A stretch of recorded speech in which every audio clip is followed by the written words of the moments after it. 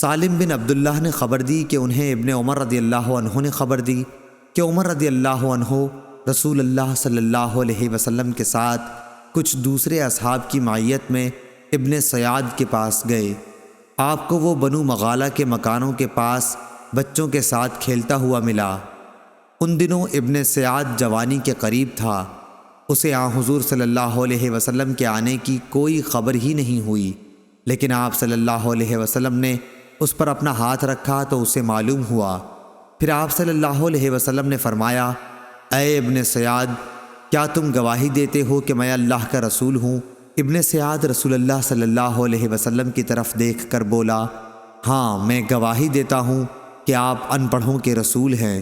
پھر اس نے نبی کریم صلی اللہ علیہ وسلم سے دریافت کیا، کیا آپ اس کی گواہی دیتے ہیں کہ میں بھی اللہ کا رسول ہوں؟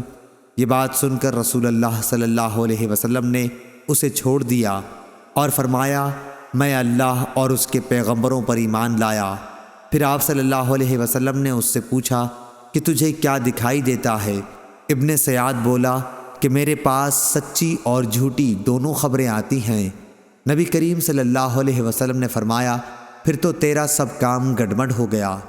پھر آپ صلی اللہ علیہ وسلم نے اللہ تعالیٰ کے لیے اس سے فرمایا، اچھا میں نے ایک بات دل میں رکھی ہے، وہ بتلا۔ آپ نے سورہ دخان کی ایک آیت کا تصور کیا۔ ابن سیاد نے کہا، وہ دخ ہے۔ آپ صلی اللہ علیہ وسلم نے فرمایا، چل دور ہو، تو اپنی بساط سے آگے کبھی نہ بڑھ سکے گا۔ حضرت عمر رضی اللہ عنہ نے فرمایا، یا رسول اللہ، مجھ کو چھوڑ دیجئے، میں اس کی گردن مار دیتا ہوں۔ آپ صلی اللہ علیہ وسلم نے فرمایا، اگر یہ دجال ہے تو اس پر غالب نہ ہوگا، اور اگر دجال نہیں ہے تو اس کا مار ڈالنا تیرے لیے بہتر نہ ہوگا۔ صحیح بخاری حدیث نمبر 1354۔